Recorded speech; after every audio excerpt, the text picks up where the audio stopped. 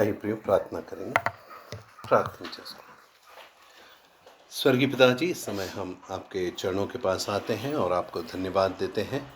शाम के समय में आपने हमें इस रीति से इकट्ठा होने के लिए सहायता किया। आपकी उपस्थिति में आकर हम वचनों के द्वारा बपतिस्मा के विषय में सीखते समय आप हमारी समझ खोलिए पिताजी, बुद्धि और ज्ञान दीजिए, हमारी आँखों को खोलें पिता, हृदयों को खोलें, ताकि हम आपके वचनों के द्वारा सीख सकें और इन वचनों में जो सत्य हम देखते हैं उन्हें अपना सकें और आपके लिए अच्छे गवाह बन सकें। सभी बातों में केवल आप ही के नाम की महिमा हो। आप बड़े, हम घटे। प्रभु यीशु मसीह के मधुर और मीठे नाम में प्रार्थना विनती धन्यवाद के साथ करते हैं पिताजी, आमीन। प्रभु यीशु मसीह के मधुर और मीठे नाम में आप सभी को मेरा प्रेम भरा अभिवादन। ప్రభు అయిన యేసుక్రీస్తు పేరుట మీకందరికీ నా शुभवंदनमुలు। पिछले सत्र में हम बपतिस्मा के विषय में एक परिचय देखा था। గత క్లాస్లో మనము గత తరగతిలో మనము బాప్తిస్మ విషయంలో మొదటిగా నేర్చుకుని ఉంటిమి और उसमें हमने बाइबल में कहाँ पर बपतिस्मा पहली बार आता है उसे देखा था। బైబిల్లో బాప్తిస్మా ఎక్కడ మొదటిగా వస్తుందో ఆ భాగంను చూసి ఉంటిమి। యోహన్నా बपतिस्मा देने वाले के विषय में हमने देखा। బాప్తిస్మా ఇచ్చే యోహాను గురించి మనం నేర్చుకుని ఉంటిమి और इसी प्रकार हमने प्रभु यीशु मसीह को भी बपतिस्मा लेते हुए देखा। ప్రభు అయిన యేసుక్రీస్తు కూడా బాప్తిస్మం తీసుకోవడము చూసి ఉంటిమి और यह यूहन्ना के द्वारा दिया जाने वाला मनफिराव का बाप्तिस्मा था, हमने देखा। బాప్తిస్మా ఇచ్చే యోహాను ద్వారా ఇది మారు మనసు కోసము ఇవ్వబడిన బాప్తిస్మం అని మనము చూసి ఉంటిమి। बपतिस्मा के विषय में आज जब हम आगे बढ़ रहे हैं, उसका मूल अर्थ जो हमने पिछली बार सीखा वहीं से हम आगे बढ़ेंगे। బాప్తిస్మా అంటే ఏమిటో అది గత వారంలో నేర్చుకున్నాము। అక్కడి నుంచే మనము ముందుకు వెళ్దాం। बपतिस्मा का मतलब डुबाकर निकालना। బాప్తిస్మం అంటే ఏమి? ముంచి బయటికి తీయడం, है ना। अभी सिस्टर का जो पदर है सफ़ेद रंग का है या अखिला का जो है वो थोड़ा ऑफ कलर का है ना। उस पर अगर कुछ नीला रंग का दाग लग गया, मान लीजिए नीला रंग का दाग लग गया, फिर क्या करेंगे? సిస్టర్ పదర్ ఇది వైట్ కలర్లో ఉంది కదా, అఖిలాది కొంచెం ఆఫ్ వైట్ కలర్లో ఉంది కాబట్టి దానిపైన బ్లూ కలర్ ఇంక్ పడింది అనుకోండి, ఏం చేస్తారు? కడిగినా పోదు, धोने से भी नहीं जा रहा है तो क्या करेंगे? सिस्टर लोग फेंकेंगे नहीं, ब्रदर लोग वो शर्ट फेंक देंगे। సిస్టర్లు పడేరు, బ్రదర్ షర్ట్ అయితే అది పడేస్తారు వాళ్ళు। तो सिस्टर क्या करेंगे? नहीं, घिससे भी नहीं जा रहा है,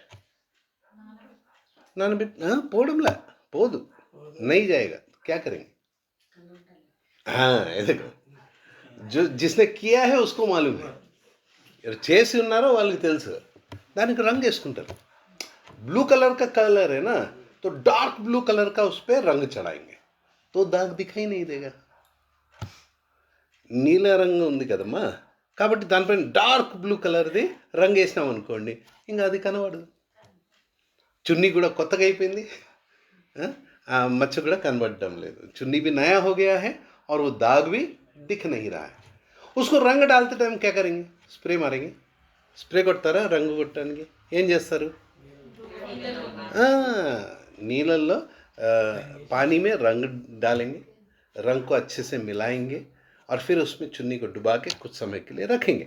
ఒక నీళ్ళు తీసుకొని నీళ్ళలో రంగు కలిపి దాంట్లో బట్ట వేసి కొంచెంసేపు పెడతాం। उसके बाद उसको फिर निकाल कर सुखाएंगे, దాన్ని బయటికి తీసి ఆరేస్తాము, है ना। और डुबा कर निकालना ही क्या है? बपतिस्मा है। ముంచి తీయడం ఏంటిది? बैप्टिज्म। मतलब आपने अपने पदर का क्या किया है? अरे क्या किया? ఆ చున్నీకి ఏం చేసినారు?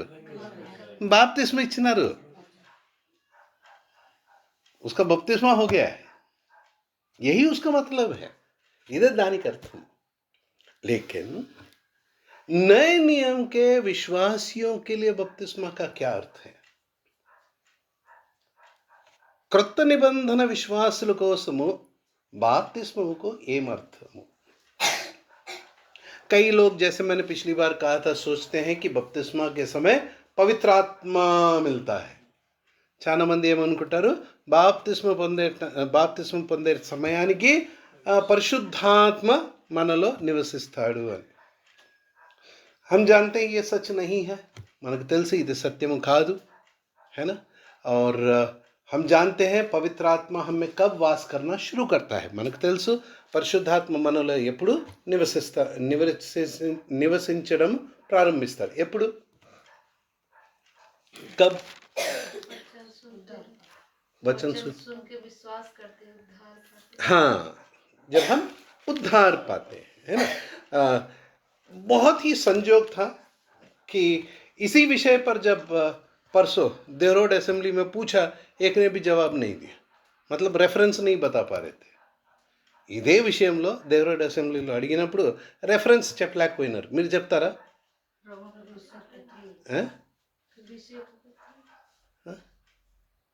देखो, सुने वाले भी नहीं बता पा रहे, విన్నోళ్ళు కూడా చెప్పలేకపోతున్నారు.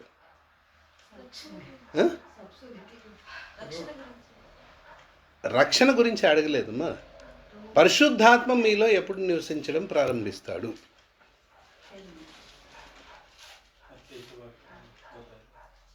नहीं,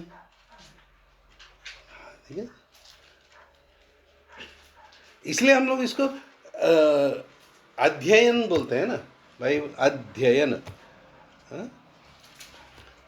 देखिए जरा जल्दी से। हाँ, वेरी गुड।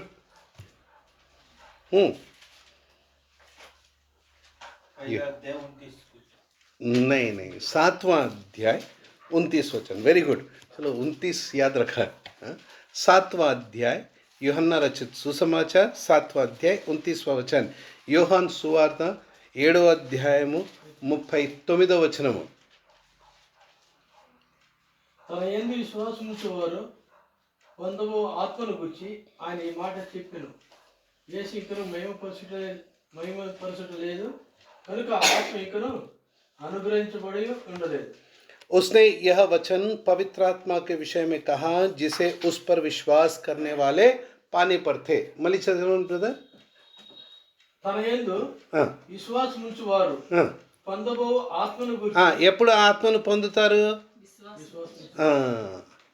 लिखा है ना, कब पवित्र आत्मा मिलेगा? विश्वास करने पर, मतलब उद्धार के समय पवित्र आत्मा हमें वास करता है. ऐसे ही हमने एफिसियों को लिखी गई पत्री पहले अध्याय के 13 वचन में भी పడా है. ఎఫెసీయులకు రాసిన పత్రిక 1వ అధ్యాయం 13వ వచనంలో కూడా మనము చదివినాం. ఇవి ముఖ్యమైన అంశాలు మనం బాగా గుర్తుపెట్టుకోవాలి. ठीक है, अभी हम बपतिस्मा के बारे में देख रहे हैं. आज से हम बपतिस्मा के 3 अलग अलग विषयों को देखने वाले हैं. ఈ రోజు నుంచి మనము బాప్తిస్మా విషయంలో 3 విభిన్న విషయాలను చూడబోతున్నాం. జాగ్రత్తగా గమనించాలి, ध्यान से इसको देखना है.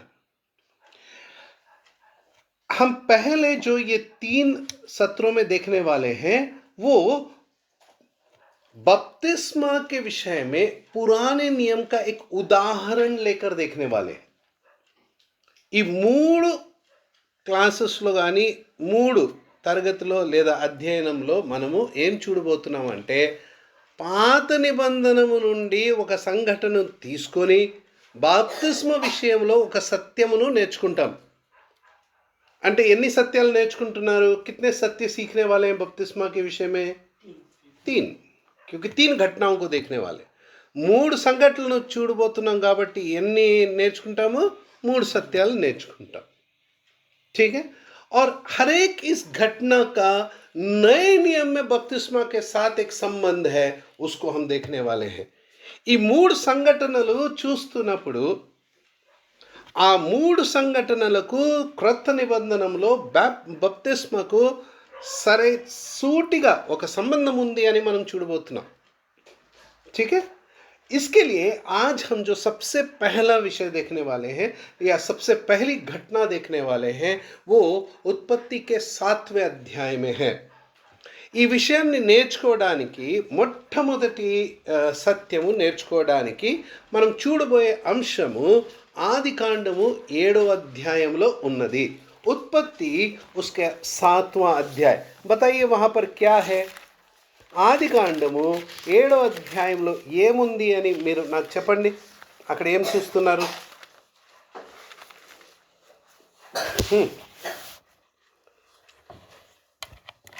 उत्पत्ति 7वें अध्याय में बाइबल में क्या लिखा है? जल प्रलय, జల ప్రళయము కదా. नोआ कुटुंबం గురించి నేర్చుకోబోతున్నాం.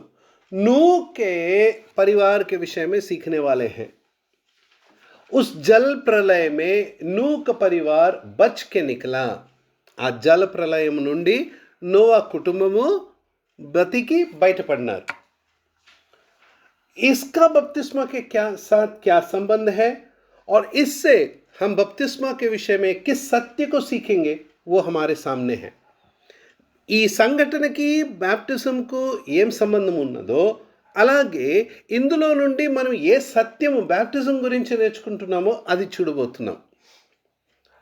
तो हमारा आज का जो अध्ययन है जल प्रलय और नूह का परिवार.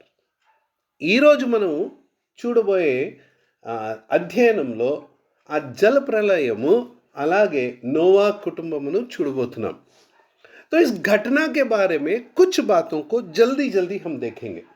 కొన్ని సంఘటనలు ఈ భాగము నుండి త్వరగా మనం చూసుకుందాం. देखिए, आप जब उत्पत्ति उसके 5वें अध्याय में आते हैं वहाँ पर हम लेमेक का एक पुत्र उत्पन्न हुआ है जिसका नाम नूह है. हम पढ़ते हैं ఆదికాండము 5వ అధ్యాయంలో వచ్చినప్పుడు లెమెక్ అనే అతనికి నోవా అనే ఒక కుమారుడు పుట్టినాడు అని మనం చదువుతున్నాం. और इस बात को देखते समय जरा हम 28 और 29 वचन को पढ़ेंगे. ఇక్కడ 28, 29 వచనాలు మనం చదువుకుందాం. जब लेमेक 182 वर्ष का हुआ तब उससे एक पुत्र का जन्म हुआ. उसने यह कहकर उसका नाम नूह रखा, यहोवा ने जो पृथ्वी को शाप दिया है उसके विषय में यह लड़का हमारे काम में और कठिन परिश्रम में जो हम करते हैं हमको शांति देगा. లేమెకు 182 బ్రతికి ఒక కుమారుని కని భూమి యెహోవా శపించినందువలన కలిగిన మన చేతుల కష్టము విషయంలోను మన పని విషయంలోను ఇతడు మనకు నెమ్మది కలుగు చేయుననుకొని అతనికి నోహో అని పేరు పెట్టెను. तो नूह का क्या अर्थ हो सकता है? नोआ అంటే ఆ పేరుకి అర్థం ఏమవచ్చు? शांति. लेमेक ने इस आशा से उसका नाम नूह रखा कि हमको ये शांति देगा. నోవా తండ్రి లెమెకు అతని పేరు నోవా ఎందుకు పెట్టినాడు? ఇతని ద్వారా మనకు శాంతి కలుగుతుంది అని ఉద్దేశంతో పెట్టినాడు. नूह के समय का संसार कैसा था वो हमें एक बार देखना ज़रूरी है. నోవా సమయంలో ఈ లోకం ఎలా ఉన్నిందో అది ఒకసారి చూడడం చాలా ప్రాముఖ్యం. नूह के समय में सभी प्राणी भ्रष्ट हो गए थे. నోవా సమయంలో లోకంలో ఉన్న ప్రాణులందరూ భ్రష్టము పొంది ఉన్నారు. मैं यहाँ पर केवल मनुष्य की बात नहीं कर रहा हूँ लेकिन प्राणी करके मैंने कहा है, मतलब जानवर पक्षी सभी. నేను ఇక్కడ మానవులు అని చెప్పలేదు, ప్రాణులు అన్నాను. అంటే దాంట్లో పశువులు కూడా ఉన్నారు, పక్షులు కూడా ఉన్నారు. और ये सब ऐसा भ्रष्टता मनुष्य के पाप के कारण हुआ है. ఇటువంటి భ్రష్టత్వం ఎందుకు అయింది అంటే మానవుని యొక్క పాపము మూలంగా. आज भी अगर हम संसार में कोई भी घटना देखते हैं उसके पीछे मनुष्य का हाथ है. ఈ రోజు కూడా లోకంలో ఏదైనా సంఘటన జరిగిందనుకోండి, దానికి వెనుక మానవుని హస్తం ఉంది అని స్పష్టంగా తెలుస్తుంది. अगर कहीं पर सुनामी आया, आपको याद है ना सुनामी आया था, यहाँ तो कुछ नहीं आया था, हम लोग उस समय నెల్లూరు में थे. సునామీ వచ్చినప్పుడు ఇక్కడైతే ఏం జరగలేదు, మేమైతే అప్పుడు నెల్లూరులో ఉంటిమి. और जब सुनामी आ रहा था समुद्र के तट से मैं जिस कॉलेज में पढ़ा रहा था वो केवल 2 किलोमीटर दूर था. నేను ఏ కాలేజ్లో అయితే పాఠాలు చెప్తా ఉన్నానో ఆ రోజుల్లో ఆ సముద్ర తీరానికి 2 కిలోమీటర్ दूరంగానే ఉన్నింది. जब हमें ये खबर मिल रहा था तब तक मतलब हम लोग कॉलेज जाने के पहले ही कॉलेज बंद कर दिया था, सबको भेज भी दिया था घर. కాలేజ్ మూసేసి అందరు పిల్లల్ని ఇంటికి పంపించేసి ఉన్నారు. అటువంటి పరిస్థితి. उसके पीछे भी मनुष्य का हाथ है. దాని వెనక కూడా మానవుని హస్తము ఉన్నది. कहीं भूकंप आया है उसके पीछे भी मनुष्य का हाथ है. ఎక్కడైనా భూకంపం వచ్చిందా అక్కడ కూడా మానవుని చేయి ఉంది, హస్తం ఉంది. कहीं पे बाढ़ आया है वहां पर भी मानव का हाथ है. వరదలు వచ్చినాయా అక్కడ దాని వెనక కూడా మానవుని హస్తం ఉంది. क्यों?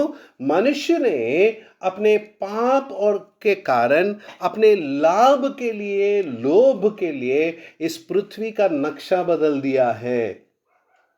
మానవుడు తన పాపము మూలంగా తనకి లాభము కోసము, అతని లోభము కోసము ఈ భూమినే మార్చివేసినాడు.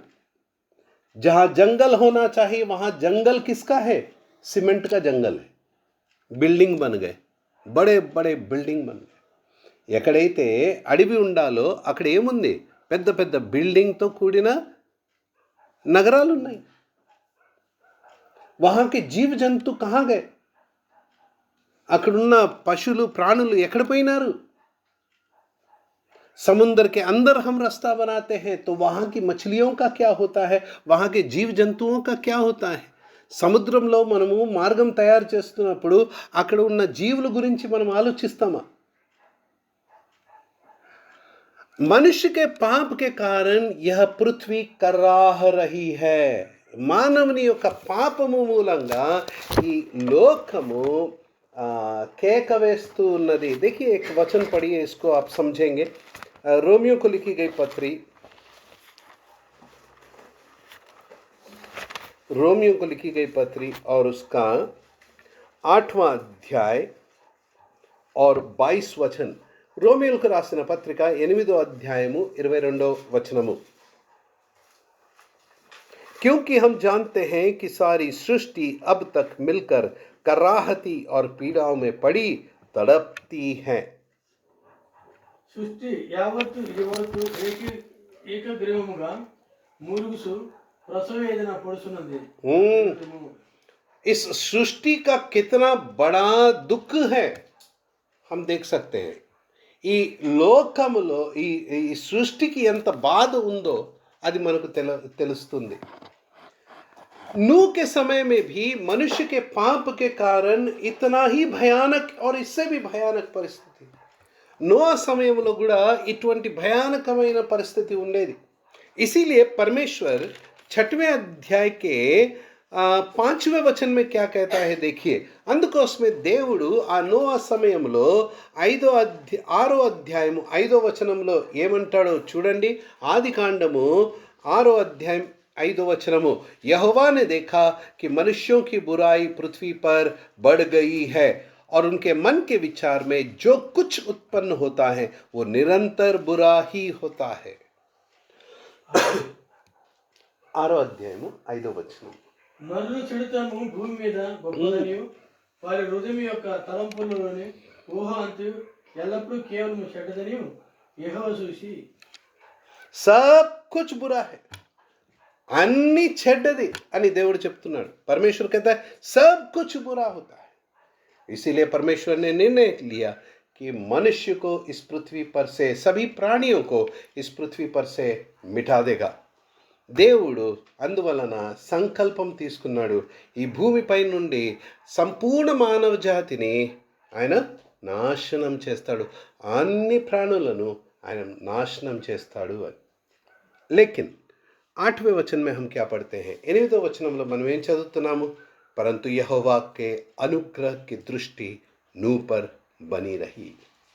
అయితే నోహా యెహోవా దృష్టి యందు కృప పొందినవాడాయను. परमेश्वर जहां एक और मनुष्य का न्याय कर रहा है, वहीं पर हम देखते हैं परमेश्वर का अनुग्रह वहां पर नूह पर बना है.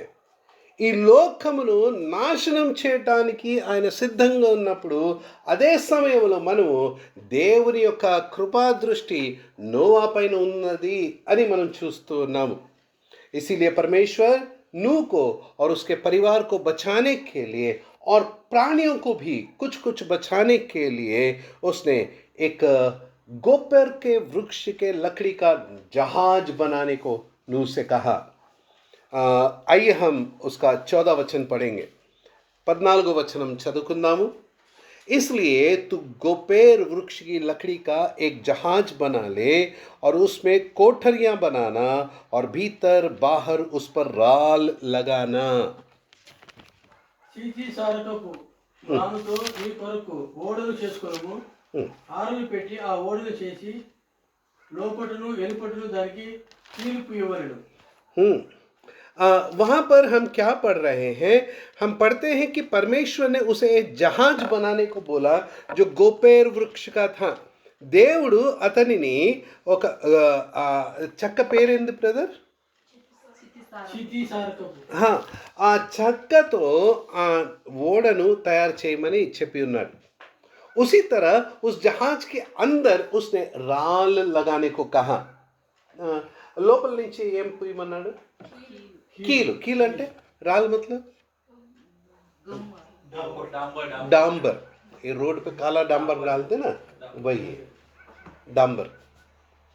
रोड पे नेस्तार కదా మా నల్లగా डांबर అదే.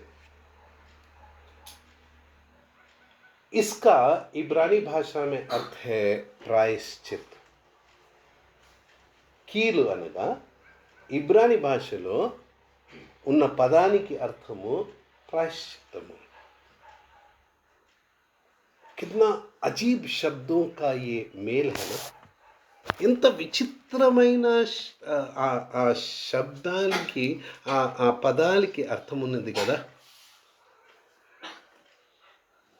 गोपेर वृक्ष जो है, यहाँ इसकी लकड़ी प्रभु यीशु मसीह के मानवत्व को दर्शाता है, मनुष्यत्व को दर्शाता है. గోపేర్ వృక్షము ఆ చెక్క, తెలుగులో వేరే పదం ఉంది కానీ ఆ చెట్టు యొక్క చెక్క ప్రభు యేసుక్రీస్తు యొక్క మానవత్వాన్ని దర్శిస్తుంది. उस पर राल अंदर से लगाना है. कहां से लगाना है? बोला है ना, भीतर और बाहर. भीतर और बाहर, లోపలికి బయటికి కీలు పోయాలి, రాళ్ళు लगाना है. मतलब वो जहाज जो है प्रायश्चित का जहाज है. और हम देखते हैं वहां पर 40 दिन 40 रात बारिश हुआ. संपूर्ण मानव जाति और संपूर्ण जो जानवर थे, पशु थे, पक्षी थे, सभी मर गए. कौन बचे? केवल वे जो जहाज में थे. 40 రోజులు 40 రాత్రులు 40 దినాలు 40 రాత్రులు ఘోర వర్షం పడిన తర్వాత భూమి పైన అందరూ చనిపోయినారు. మానవులు, పశువులు, పక్షులు అందరూ చనిపోయినారు. మిగిలింది ఎవరు? ఆ ఓడలో ఉన్నవారు. उस जहाज में जो थे वे बच गए. उसका बपतिस्मा का क्या अर्थ है? దానికి బాప్తిస్మకు ఏ అర్థం ఉంది? आइए मेरे साथ पहला पत्रस उसका 3रा अध्याय निकालें. నాతో పాటు రండి. 1 పేతురు 3వ అధ్యాయమును చదువుకుందాం. पहला पत्रस 3रे अध्याय में जो हम भाग पढ़ने वाले हैं, सभी इसका गलत अर्थ पढ़ते हैं। पहले ही बता रहा हूं मैं। మొదటి పేతురు 3వ అధ్యాయంలో మనము చదవబోయే భాగము నుండి వచ్చే అర్థానికి అందరూ తప్పు అర్థము తీసుకుంటారు। इसीलिए कहते हैं डॉक्ट्रिनल टीचिंग्स बहुत संभल के प्रार्थना पूर्वक अच्छे अध्ययन से करना है। అందుకోసమే ఏమంటారు, ఉపదేశమైన విషయాలు చాలా జాగ్రత్తగా ప్రార్థన పూర్వకంగా దాన్ని ధ్యానము చేసి అది నేర్చుకోవాలి, నేర్పించాలి।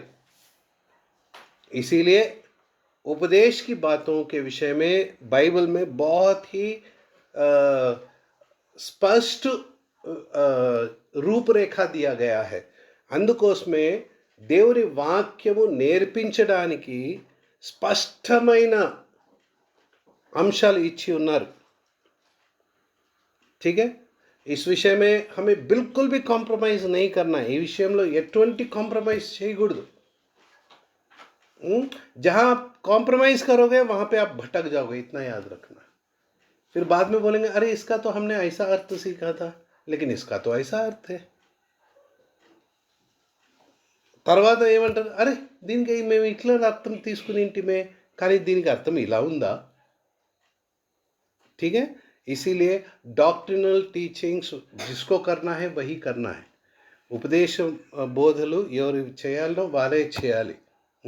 इस बात पे मैं बहुत जोर देता हूँ, ध्यान देना इसको। ఈ విషయాన్ని చాలా జాగ్రత్తగా మీరు నేర్చుకోవాలి। अच्छा, आइए हम पहला पत्रस 3 अध्याय में आएंगे। మొదటి పేతురు 3వ अध्याय। यहाँ पर हम विशेष रीति से 18 वचन से लेकर 21 वचन तक पढ़ेंगे या 22 वचन तक पढ़ेंगे। ఇక్కడ మనం 18వ వచనం నుండి 22వ వచనం వరకు చదువుకుందాం। 18 वचन से, इसलिए कि मसीह ने भी अर्थात अधर्मियों के लिए धर्मी ने पाप के कारण एक बार दुख उठाया ताकि हमें परमेश्वर के पास पहुंचाए। वह शरीर के भाव से तो घात किया गया, पर आत्मा के भाव से जिलाया गया। उसी में उसने जाकर कैदी आत्माओं को भी प्रचार किया, जिन्होंने उस बीते समय में आज्ञा न मानी, जब परमेश्वर ने नूह के दिनों में धीरज धर कर ठहरा रहा और वह जहाज बन रहा था, जिसमें बैठकर थोड़े लोग अर्थात 8 प्राणी पानी के द्वारा बच गए। उसी पानी का दृष्टांत भी अर्थात बपतिस्मा यीशु मसीह के जी उठने के द्वारा अब तुम्हें बचाता है। इससे शरीर के मैल के दूर करने का अर्थ नहीं है, परंतु शुद्ध विवेक से परमेश्वर के वश में हो जाने का अर्थ है। वह स्वर्ग पर जाकर परमेश्वर के दाहिनी ओर बैठ गया। स्वर्गदूत और अधिकारी और सामर्थी उसके अधीन किए गए हैं।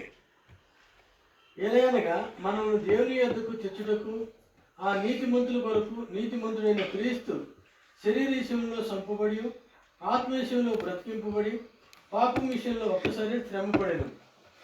దేవుని దీర్ఘశాంతము ఇంకా కనిపెట్టి చెందినప్పుడు పూర్వము నోహో దినములలో ఓడ సిద్ధపరచబడుతుండగా అవిధేయులైన వారి యొద్దకు అనగా చెరలో ఉన్న ఆత్మల యొద్దకు ఆయన ఆత్మరూపిగానే వెళ్ళి వారికి ప్రకటించెను। ఆ ఓడలో కొందరు అనగా 8 మంది నీటి ద్వారా రక్షణ పొందిరి।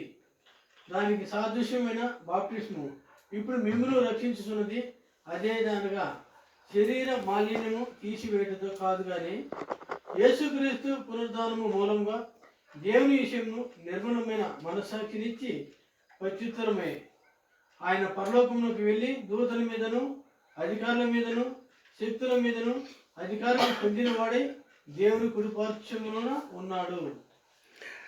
पढ़े गए इस भाग में बाप्तिस्मा शब्द जो है 21वें वचन में आता है। చదవబడిన భాగంలో 21వ వచనంలో బాప్తిస్మా అనే పదము మనకు కనబడుతుంది। वहां पर एक पद देखिए क्या लिखा है, उसी पानी का दृष्टांत भी अर्थात बपतिस्मा। మరొకసారి చదవండి కదా। అదే దానికి సాదృశ్యమైన బాప్టిసము, దానికి సాదృశ్యమైన बाप्तिस्ममु। ఇప్పుడు మిమ్మల్ని किसका दृष्टांत यहाँ पर बपतिस्मा है? बपतिस्मा क्या है? यहाँ पर दृष्टांत है. बाप्तिस्मा అనేది ఇక్కడ ఏముంది? सादृश्यमु. समझ रहे हैं आप? इसको जरा ध्यान से समझना है. हाँ? उनका बाप्तिस्मा हुआ है करके वो नहीं कह रहा है. वहां जो घटना हुआ है वो बपतिस्मा का एक दृष्टांत है. मतलब आपको बपतिस्मा समझना है तो वो देखो, उस वहां से समझो. అక్కడ జరిగిన సంఘటన బాప్తిస్మము కాదు, కానీ బాప్తిస్మం గురించి నేర్చుకోవాలి అంటే ఆ సంఘటనను చూడండి, అర్థం చేసుకోండి. అది ఒక సాదృశ్యము, वो एक दृष्टांत है. समझ में आया? पहली बात. अच्छा, अब दूसरी बात.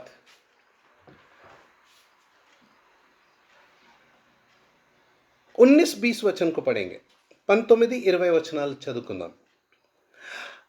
उसी में उसने अर्थात प्रभु यीशु मसीह ने जाकर कैदी आत्माओं को भी प्रचार किया जिन्होंने बीते समय में आज्ञा न मानी, और जब परमेश्वर नूह के दिनों में धीरज धर कर ठहरा रहा, वह जहाज बन रहा था जिसमें बैठकर थोड़े लोग अर्थात 8 प्राणी पानी के द्वारा बच गए. దేవుని దీర్ఘశాంతము ఇంకా కనిపెట్టి చుండినప్పుడు పూర్వము నోహో దినములలో ఓడ సిద్ధపడుతుండగా అవిధేయులైన వారి ఎద్దకు అనగా చెరలో ఉన్న ఆత్మల ఎద్దకు ఆయన ఆత్మ రూపిగానే వెళ్ళి వారికి ప్రకటించెను. ఆ ఓడలో కొందరు అనగా 8 మంది నీటి ద్వారా రక్షణ పొందిరి. ठीक है. अब प्रश्न ध्यान से सुनना है. प्रश्न जागृतగా వినండి. किसने प्रचार किया? ఎవరు ప్రకటించినారు? वहां पर क्या लिखा है? किसी ने प्रचार किया ना. ఎవరు ప్రకటించినారు అని రాసినారు కదమ్మా. ఎవరు ప్రకటించినారు? ఆయన అంటే దేవుడు. ప్రభు అయిన యేసుక్రీస్తు. దేవుడు अंतर समझना है.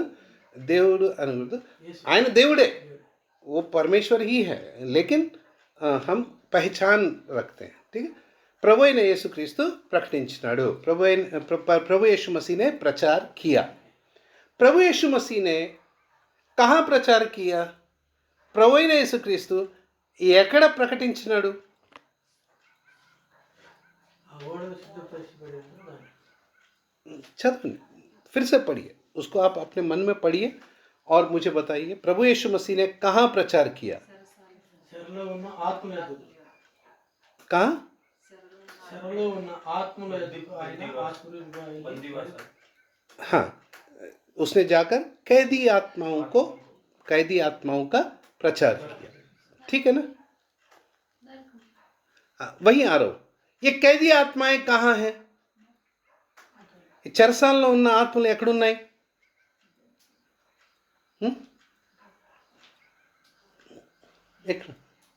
कहाँ है? अधोलोक में. सिस्टर ने बोला नरक में. ఎక్కడున్నారు? చెరసాల్లో ఉన్న ఆత్మలు, ఖైదీ ఆత్మాएं कहाँ है? पाताल में है. ఎక్కడున్నారు? बोलना है, अपना विचार बोलना है. आपको जो लगता है तो सही है गलत है वो बात की बात है ना. हमको क्या लगता है वो पहले बताना है. हाँ, चपन ब्रदर. रमेश ने तो बोल दिया ना रमेश. हाँ, ठीक. इसका मतलब है, अच्छा, कब प्रचार किया वो भी पूछना जरूरी है. ఎప్పుడు ప్రకటించినాడు? किसने प्रचार किया? प्रभु यीशु मसीह ने. किससे प्रचार किया? कैदी आत्माओं को. वो कहाँ है? नरक में है. कब प्रचार किया? हाँ,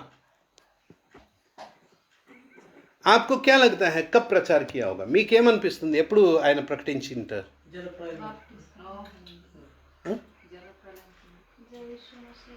हाँ,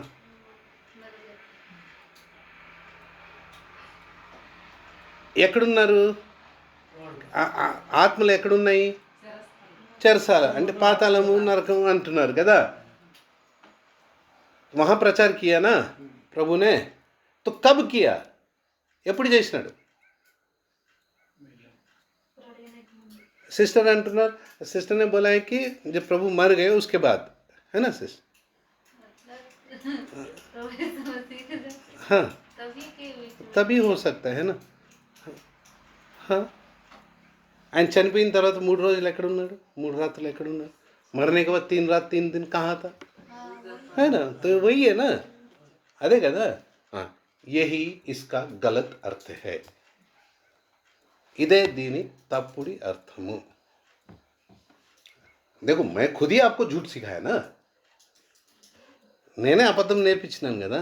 ఎందుకంటే అబద్ధం మీద ఉంది, ఎక్కడో ఇక్కడ అక్కడ అక్కడ దాగి ఉంది, कहीं तो छुपा हुआ है, उसको मैंने सिर्फ बाहर निकाला है, मैंने सिखाया नहीं है. वो यहाँ कहीं था, वो निकल के आया अभी बाहर. मैं थोड़ा थोड़ा ऐसा चुबाता रहा, అక్కడ ఇక్కడ నేను గుచ్చుతా ఉంటే అదే వచ్చింది బయటికి. तो वो तो मेरा भी ऐसा ही हाल था ना, मैं कौन सा आप लोगों से अलग हूँ.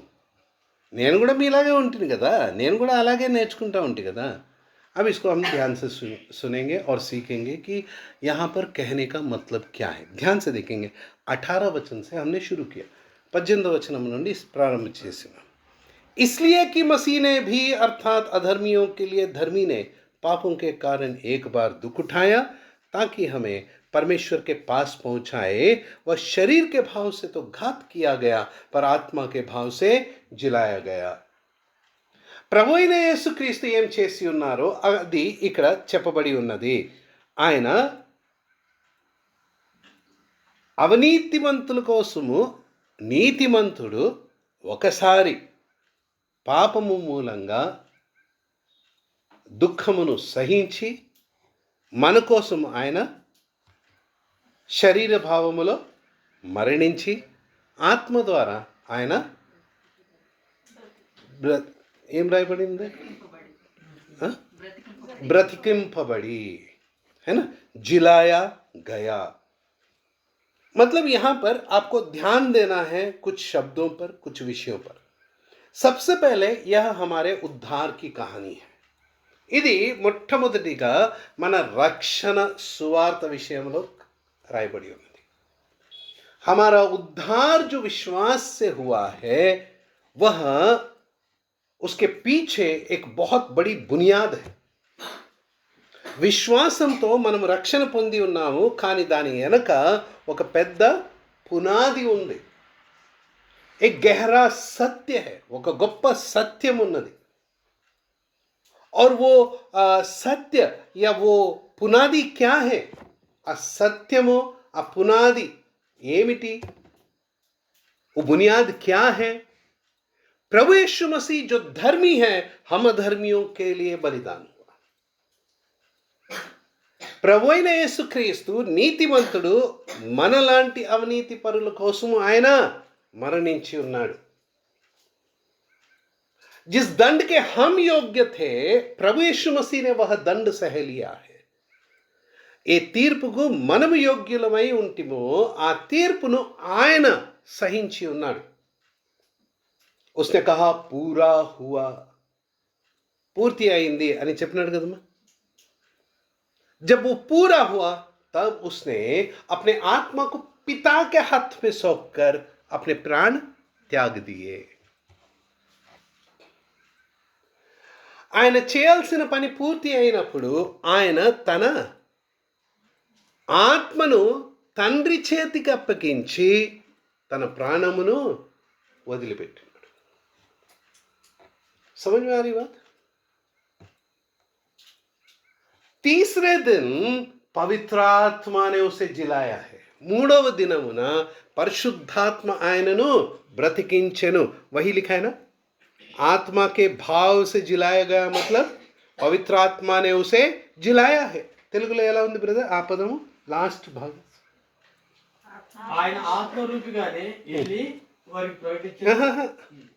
18 ఆత్మ విషయములో బ్రతికింపబడెను. బ్రతికింపబడి అంటే ఒకసారి శ్రమపడెను. బ్రతికింపబడి, ఆత్మ విషయంలో బ్రతికింపబడి అంటే పరిశుద్ధాత్మ అతనిని. अब हम जब आगे आ रहे हैं, इसी आत्मा के भाव से प्रभु यीशु मसीह प्रचार कर रहा है. ఇప్పుడు ముందుకు వెళ్తున్నప్పుడు ఇదే పరిశుద్ధాత్మ సహాయంతో ప్రభు అయిన యేసుక్రీస్తు ప్రకటిస్తున్నాడు. अब उन पदों को बहुत ध्यान से सुनना है. ब्रदर पढ़ते समय ध्यान से सुनना क्या मैं पढ़ रहा हूँ. अदे चदवाली మీరు, ठीक है, ध्यान से पढ़ना. 19वां वचन 19वां वचनम,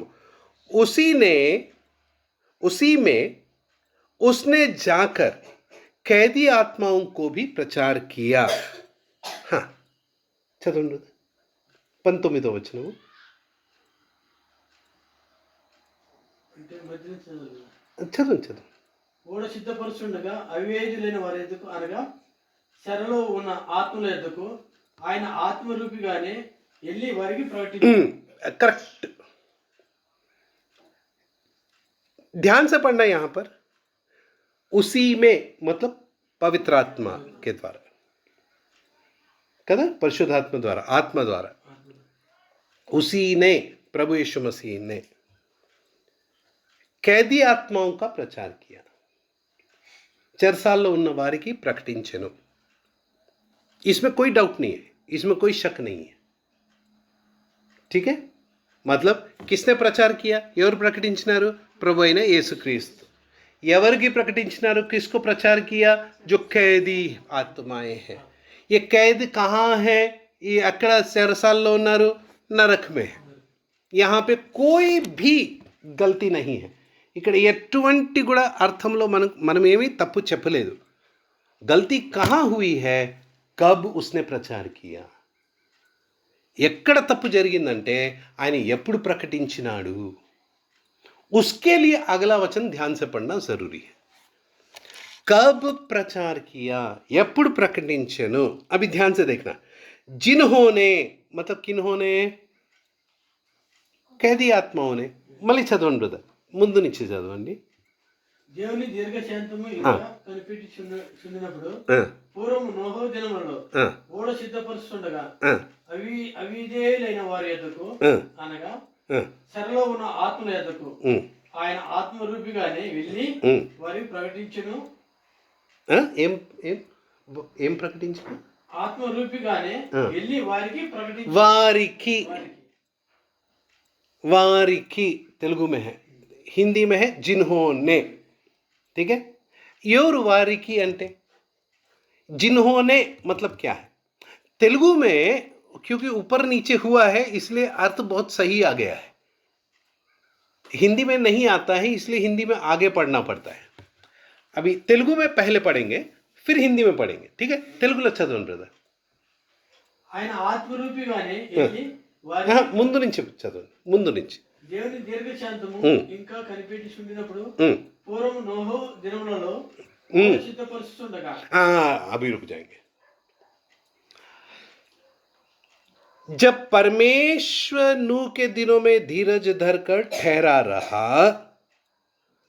उस बीते समय में जिन्होंने आज्ञा नहीं मानी. समझ में? किसकी बात कर रहे हैं? नूह के समय के लोगों की बात कर रहे हैं. ఎవరి గురించి మాట్లాడుతున్నాము? నోవా సమయంలో ఉన్న జనుల గురించి మాట్లాడుతున్నాం. नूह ने क्या किया? नूह ने जहाज बनाया. నోవా ఏం చేసినాడు? ఓడ కట్టినాడు. कितने दिनों में जहाज बनाया? ఎన్ని రోజుల్లో ఆయన ఓడ కట్టినాడు? 120 साल, 120 సంవత్సరాలు ఆయన ఓడగట్టినాడు. क्योंकि उतना समय परमेश्वर ने मनुष्य को दिया. वहाँ लिखा है 6वें अध्याय में मनुष्य की आयु 20 वर्ष होगी. मतलब मेरी आयु 120 वर्ष नहीं, 120 वर्ष में वो घटना होगी. దేవుడు నోవా సమయంలో 120 సంవత్సరాలు ఆయుష్ ఉంటుంది అని చెప్పినాడు. అంటే మానవుని ఆయుష్ కాదు, ఆ 120 సంవత్సరాలు ఇంకా మానవుడు బతుకుతాడు. తర్వాత तीर्प ఉంటుంది. उस 120 वर्ष के बाद क्या होगा? परमेश्वर का न्याय होगा. मतलब इस 120 वर्ष तक नूह जो जहाज बना रहा था वो क्या कर रहा था? ఈ 120 సంవత్సరాలు నోవా ఓడ కట్టుతున్నప్పుడు ఏం చేస్తున్నాడు? क्या कर रहा था वो? लोग उसका मजाक उड़ा रहे थे. జనులు వచ్చి ఎగతాళి చేస్తూ ఉన్నారు. క్యూ లోగోనే బారిష్ నహీ దేఖా, అప్పటి వరకు వర్షం కురవలేదు. జహా దేఖో रेगिस्तान है, ఎక్కడ చూసినా ఎడారి ఉంది. అక్కడ ఈయన ఓడ కట్టుతున్నాడు, वहाँ पे ये जहाज बना रहे तो लोग मजाक बनाएंगे. तो जब लोग मजाक उड़ा रहे थे तब नूह क्या कर रहा था? नूह उनको सुसमाचार सुना रहा था. నోవా ఏం చేస్తా ఉన్నాడు ఆ సమయంలో? జనులు ఆయనకి ఎగతాళి చేస్తున్నప్పుడు నోవా వారికి సువార్త చెప్తూ ఉన్నాడు. అందుకోసమే నోవా విషయంలో దేవుడు అన్నాడు అతను నీతిమంతుడు. इसीलिए परमेश्वर ने नूह के विषय में कहा वो धर्मी है, क्योंकि नूह ने परमेश्वर के आने वाले न्याय पर विश्वास किया और परमेश्वर ने जो कहा उसको मानते हुए जहाज बनाया. ఆయన దేవుడు చెప్పిన ఆ తీర్పును నమ్మినాడు. దేవుడు ఇచ్చిన ఆజ్ఞ ప్రకారము ఆ ఓడ కట్టినాడు. आज अगर यहाँ पे उतना बड़ा जहाज बनाने लगेंगे ना तो आप सच में हम भी जाके बोलेंगे अरे पागल आदमी है. ఎవరైనా అటువంటి ఓడ ఇక్కడ కట్టే స్టార్ట్ చేస్తే మనం ఏమంటాము? పిచ్చోడు అంటాం. लेकिन नूह ने मनुष्य की रीति नहीं, पवित्र आत्मा की सहायता से, प्रभु यीशु मसीह के आत्मा की सहायता से उसने सत्य को स्वीकार किया. కానీ నోవా ఆ సమయంలో పరిశుద్ధాత్మ చేత, ప్రభు ఆత్మ చేత ఆ సత్యమును గ్రహించినాడు. और उस सत्य का और उस न्याय का और सुसमाचार का प्रचार करता रहा. అందుకోసమే ఆ సత్యమును, ఆ సువార్తను, ఆ తీర్పు గురించి ఆయన ప్రకటిస్తూ ఉన్నాడు. कौन प्रचार कर रहा है? नूह प्रचार कर रहा है. ఎవరు ప్రకటిస్తున్నారు? नोआ द्वारा ఎవరు ప్రకటిస్తున్నారు? नूह के द्वारा कौन प्रचार कर रहा है? अभी पढ़ा ना, प्रभु यीशु मसीह, पवित्र आत्मा, प्रभु यीशु मसीह नूह के द्वारा क्या कर रहे हैं? प्रचार कर रहे हैं. समझ में है? कब की बात है ये? जब उन्होंने आज्ञा नहीं मानी, उस समय की बात है. और वे अब कैदी आत्मा है. प्रभु यीशु मसीह जब मरे उस समय वो कौन है? कैदी आत्माएं हैं. इसका मतलब ये पतरस जब लिख रहा है उस समय वो सब कौन है? कैदी आत्माएं हैं, నరక में है. పేతురు ఈ విషయాలు రాస్తున్నప్పుడు వారు ఎక్కడున్నారు? చెరసాల్లో ఉన్నారు, నరకంలో ఉన్నారు. प्रभु यीशु मसीह वहां पर गए ही नहीं. ప్రభు అయిన యేసుక్రీస్తు చెరసాలకు వెళ్ళలేదు. वो कहने का मतलब ये है कि अभी जो कैदी हैं उन आत्माओं को प्रभु यीशु मसीह ने नूह के द्वारा वहां पर प्रचार किया था. इन्होंने विश्वास नहीं किया, इसलिए कहां है? नरक में. పేతురు చెప్పే మాట ఏంటంటే, చెరసాలలో ఉన్న ఈ ఆత్మలను ప్రభు అయిన యేసుక్రీస్తు నోవా ద్వారా ఆ రోజుల్లో సువార్త ప్రకటించినాడు, ఆ రోజుల్లో తీర్పు ప్రకటించినాడు. వీళ్ళు నమ్మలేదు కాబట్టి ఇప్పుడు ఎక్కడున్నారు? చెరసాల్లో ఉన్నారు. ఎక్కడున్నారు? చెరసాల్లో ఉన్నారు. इस वचन का मतलब ये नहीं है कि प्रभु जाकर वहां पर उन्हें वचन सुनाया, नहीं, इसका आगे. इसलिए 7वें अध्याय में हमको जाना है. చెరసాల్లో వెళ్ళి ప్రభు ప్రకటన చేసినాడని కాదు దానికి అర్థము. ఆ సమయంలో ప్రభు నోవా ద్వారా ప్రకటించినాడు అని దానికి అర్థం. और अब आगे जब हम देखते हैं जहाज क्या हुआ, 40 दिन 40 रात उस बारिश में था. ఆ 40 రోజులు 40 దినాలు 40 రాత్రులు ఆ వర్షం కురిసినప్పుడు వీరందరూ ఆ ఓడలో ఉన్నారు. जब संसार पर न्याय हो रहा था वे उस जहाज में सुरक्षित थे. లోకానికి తీర్పు జరుగుతున్నప్పుడు వీరు ఆ ఓడలో సురక్షితంగా ఉన్నారు. संसार पर जब न्याय होगा हम प्रभु यीशु मसीह में सुरक्षित होंगे. ఈ లోకము పైన తీర్పు జరుగుతున్నప్పుడు మనము ప్రభు అయిన యేసుక్రీస్తులో సురక్షితంగా ఉంటాము.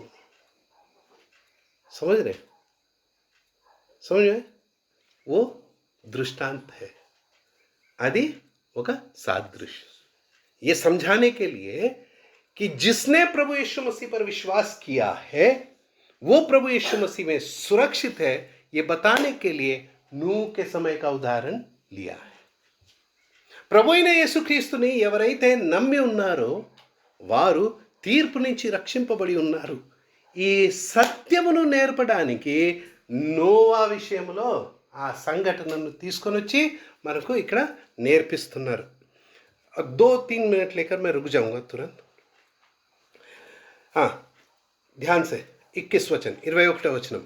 बपतिस्मा यीशु मसीह के जी उठने के द्वारा अब तुम्हें बचाता है. చదవండి బ్రదర్. దానికి సాదృశ్యమైన బాప్తిస్మము ఇప్పుడు మిమ్మల్ని రక్షిస్తున్నది. रुक जाएंगे. क्या బాప్తిస్మా आपको बचाता है? బాప్తిస్మము మీకు మిమ్మల్ని రక్షిస్తుందా?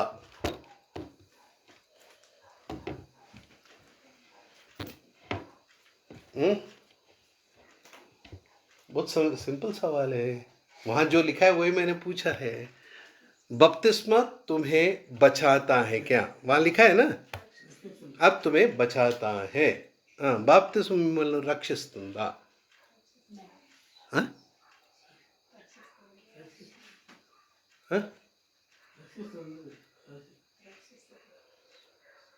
एक शब्द आप लोग भूल गए, ఒక పదం మీరు మర్చిపోయినారు. స్టార్టింగ్లో ఫస్ట్ పదం నేను ఏమి ఎక్స్ప్లెయిన్ చేసిన, फर्स्ट पद पहला शब्द मैंने आपको जो बताया क्या है?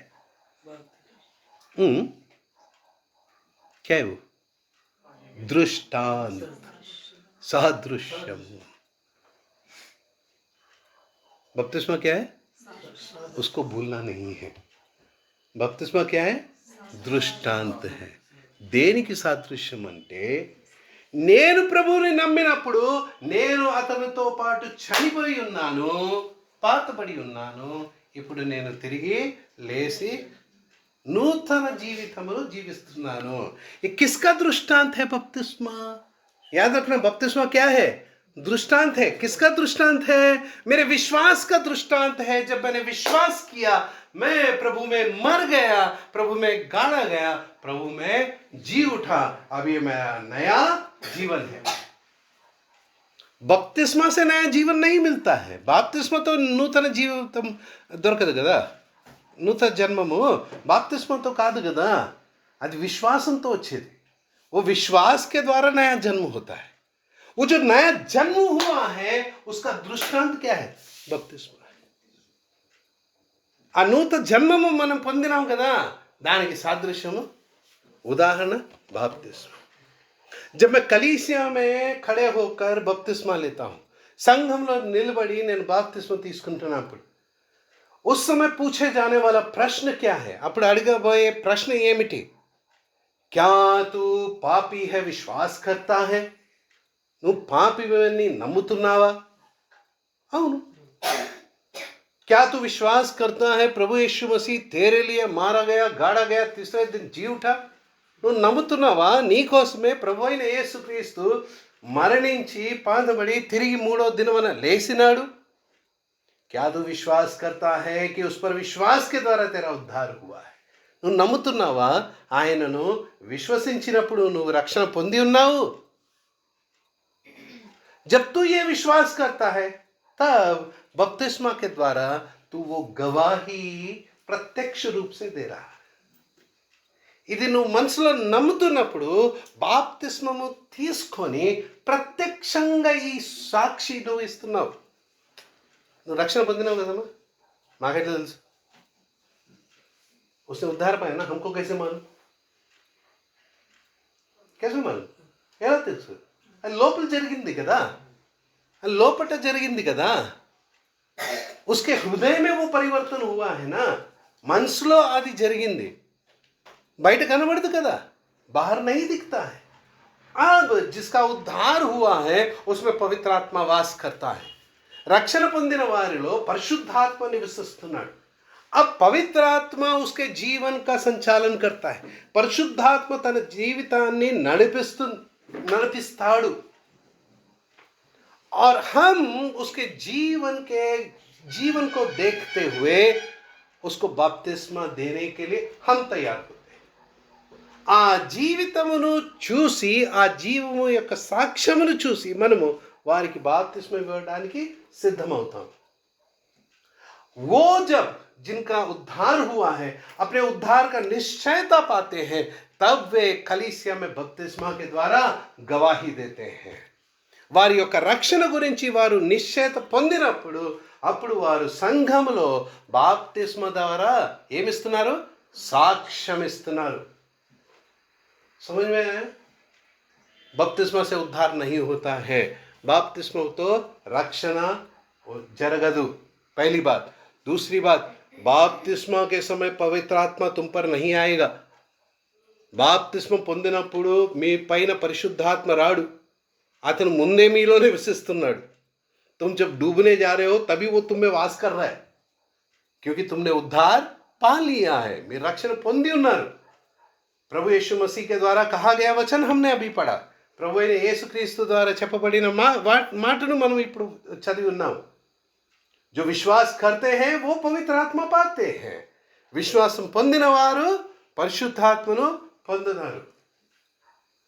कहीं लिखा है क्या बपतिस्मा पाने पर पवित्र आत्मा मिलता है? नहीं.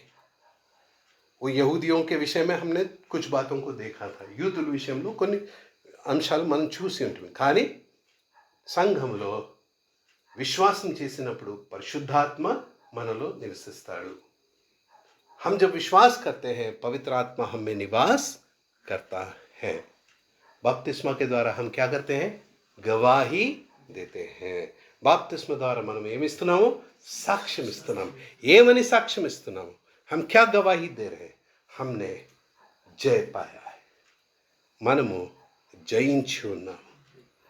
పాప पर हमने जय पाया है. పాపము పైన మనము జయము పొంది ఉన్నాము. బప్తిస్మా एक विजय की घोषणा है. బాప్తిస్మము మన విజయానికి ఒక ఘోషణ. युद्ध में जीत जाते हैं. जीतने के बाद राजा लौटकर अपने नगर आता है. యుద్ధము గెలిచిన తర్వాత రాజు తన నగరానికి వస్తాడు. जब वो अपने नगर में आता है तब क्या होता है? विजय की घोषणा होती है. నగరంలో వచ్చినప్పుడు ఆ విజయ ఘోషణ జరుగుతుంది. విజయించినాడు కదా, पहले ही जीत लिया. वहां पर जो होना है वहां पर हो गया. लेकिन अब जब शहर में आता है, स्वागत, आनंद, उल्लास, क्योंकि इन्होंने वो नहीं देखा है. लेकिन जब राजा जिंदा आ गया तब इनका आनंद हो गया. है ना?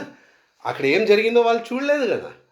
ఆ నగరంలో ఉన్నవాళ్ళు, పట్టణంలో ఉన్నవారు అది చూడలేదు. కానీ రాజు ఎప్పుడైతే తిరిగి వచ్చినారో వాళ్ళకి తెలిసిపోయింది, మనం జయించి ఉన్నాం. ఆనందం, ఉల్లాసం. మీ హృదయాల్లో ఏం జరిగిందో మనకు కనబడటం లేదు కదా. हृदय में जो हुआ वो हमें दिखाई नहीं दे रहा है. लेकिन जब हम अपने नए जीवन के साथ बपतिस्मा लेते हैं, हृदय में जो हुआ उसकी गवाही हम दे रहे हैं. హృదయంలో ఏం జరిగిందో మనకు తెలియదు కాబట్టి ఆ హృదయం నూతన జీవితంతో మనము బాప్తిస్మం తీసుకుంటున్నప్పుడు అప్పుడు మనం ఏమి ఇస్తున్నాము? సాక్ష్యము ఇస్తున్నాము. ఇది విజయానికి ఒక సాక్ష్యం. ये जय का एक गवाही. परमेश्वर इन वचनों को समझने के लिए, सीखने के लिए हमारी सहायता करे. ప్రభు ఈ వచనాలు నేర్చుకున్నట్టుకు మనకు సహాయం చేయను గాక. ఆమేన్.